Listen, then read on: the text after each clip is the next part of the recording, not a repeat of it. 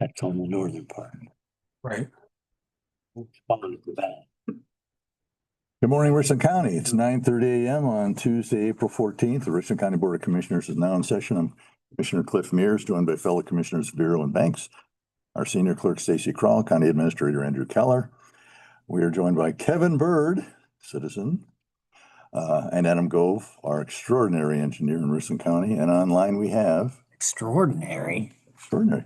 He was emperor last time he was there. Tax and spend engineer, is that what we call And with that, I will turn it over to Adam, as he's the first item on our agenda, and we're going to talk about asphalt material bids. Okay. So back on April 2nd, we received sealed proposals for this year's asphalt material. And this is for surface course asphalt and base asphalt that we use on our roadways for patching and resurfacing small sections of repairs that are needed throughout the county. We received 3 offers: Cozing Materials, Sarver Paving, and Marzane Materials. I believe you had a summary of the results. They all met the proposal specifications. They've all have experience, have done previous work with the county and ability to execute the contract. So the results were for the surface asphalt 441. We had Sarver Paving at $81 a ton, Marzane at $84 a ton, and Cozing at $95 a ton. And then for the 301 base asphalt, Sarver came in at $71 a ton, Marzane $68 a ton, and Cozing $83 a ton. As in the past, I would recommend we award 2 contracts, one to Sarver and one to Marzane. both with both types of asphalt? With both asphalt types. And this is because there's times we're working in the northern part of the county, it makes more sense to go to Sarver Materials. And then other times, if we're working in Mansfield or south, it makes more sense for mileage to go to Marzane. Adam, what are the dates on those actual contracts? Just out of curiosity, what do they run? Because does it stay within the paving Yes, season, or is it the whole calendar year? it is typically once we sign the contract is the start date. Okay, And then it goes through, I believe it was the end of November. They're typically not, they stop making asphalt in middle of November, usually before Thanksgiving, because of temperatures and weather. Is it difficult to estimate what these contracts would be worth? No, we're planning around 5,000 tons of surface asphalt, which would be about $400,000. And then 3,000 tons of the base asphalt would equate to around $200,000. So a total of $600,000 in asphalt material repairs. Any comments, questions? I have no questions. Motion to approve? so moved. Second. Mr. Mears, Mr. Banks, Yes. Mr. Vero. Yes. Well, we're out of the winter season, hopefully knock on wood and let's talk about road salt. Yep, so we're again going to ask for authorization to partake in the of Ohio's salt contract. They are asking that we get our submissions in by the 1st of May of this year for next season's requirements. So that's basically what this is outlining, that we're participating with the state and we're going to meet requirements of their contract. Okay. We are planning probably to around 3,000 tons contract. Last year we did 2,500. We have leftover that we don't expect to have to use from now until maybe November, hopefully. But we don't have as much leftover as we did the previous season, so we probably will end up purchasing a little bit more salt. Salt is historically very volatile. Right? What was it this year? And did you get? So I believe the state was right around, I wish I would have wrote that down. I think they were around $58 or $60 a ton. Past contract, and the county's contract was in the upper sixties. And I would expect that it moved up. I know this past year we had issues getting salt at certain times of the year.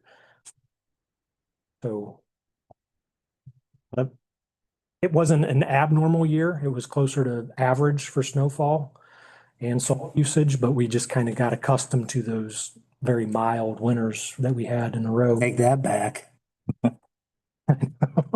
Nice mush. Huh? Nice mush on that. Yeah.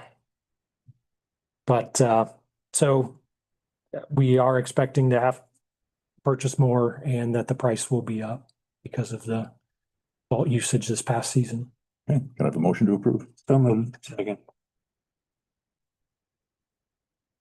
Mears, Yes. Banks, Yes. Pharaoh. Yes.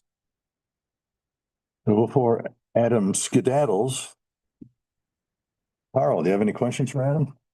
Oh, I can't let Adam come in without asking him questions.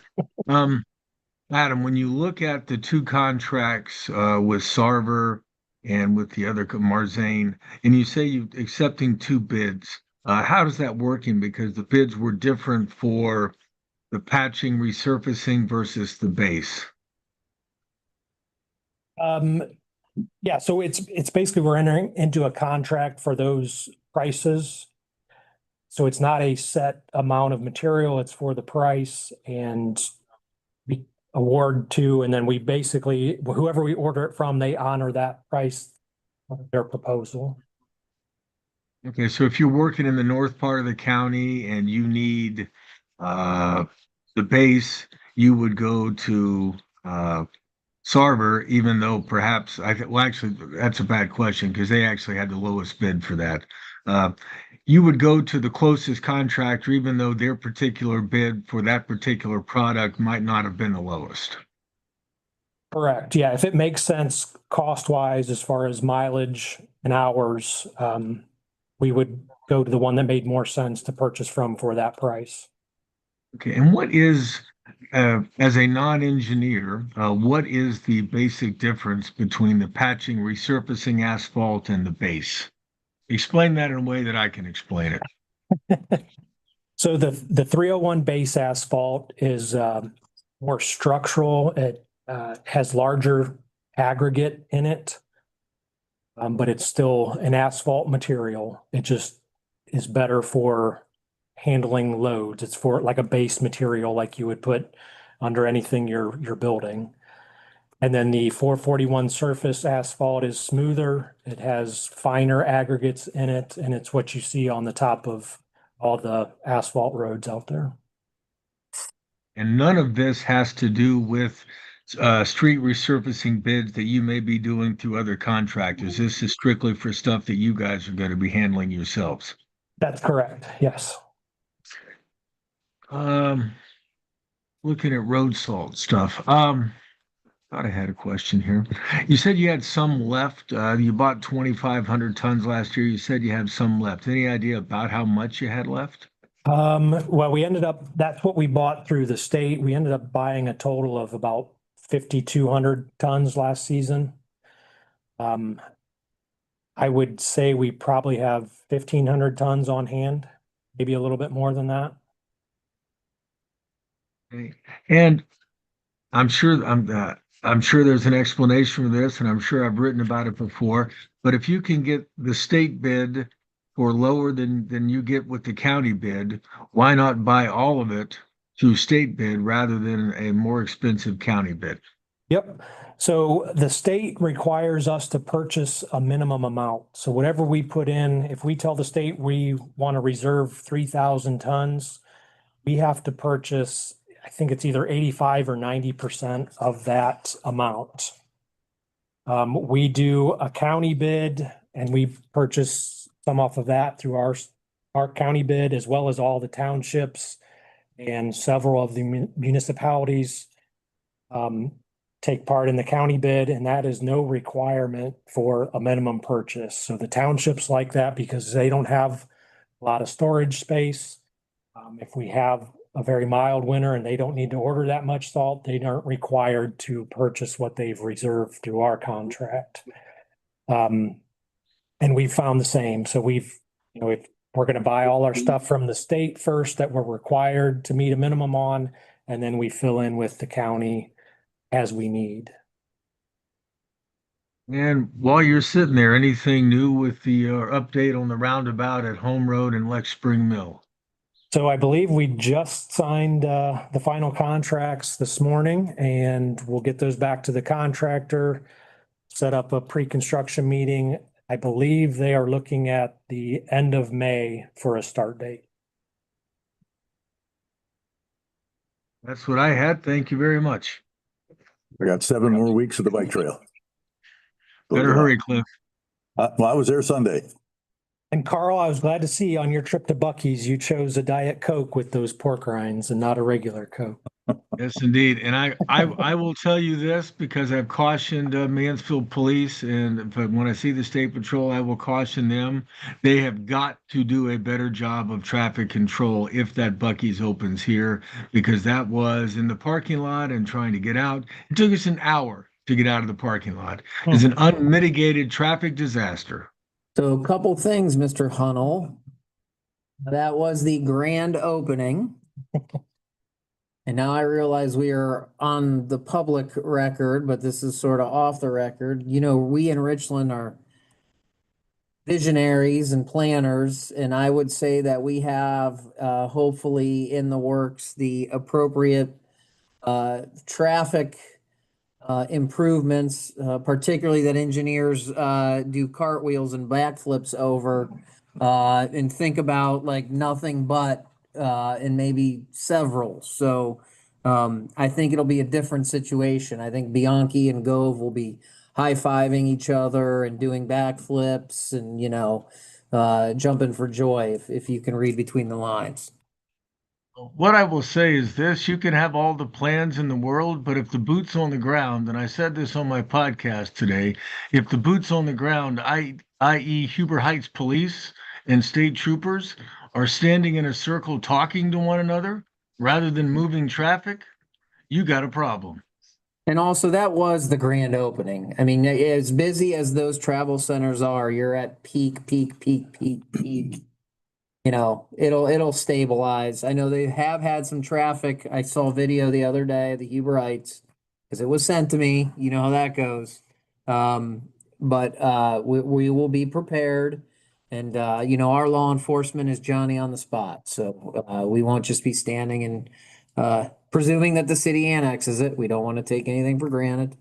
But we'll Well, Carl, I've never seen this happen in Richland County, but I've seen it in every other county I've been in. So maybe it does happen in Richland County. But if you send out 3 policemen to do something at 3 different ends of the county, at some time they're going to end up close together, but never in Richland County. That's in Never. other counties. Well, as we finally exited the parking lot and were not allowed to turn left and thereby return to the interstate in a quick fashion, I did wave my disdain to the law enforcement standing in a circle, talking to each other and looking at their phones. Well, you But that's mentioned just on me. your podcast today, so did you guys take the time out of Zach's car and Hayden's taxes to talk about substantive items in Richland County today? That's all we do, Mr. Vero, is talk substance. We talked primarily today about the new Crown Sports youth facility that's taking the place out at Cyclops Circle. So that's the biggest part of today's show. Did Hayden get his taxes filed? I know the people of Richland want to know. I have no idea. He is a young scofflaw. Okay, thanks, Carl. Thanks, Adam. All right, let's move on. Could I have a motion to certify the record of proceedings for April 9th? So moved. Second.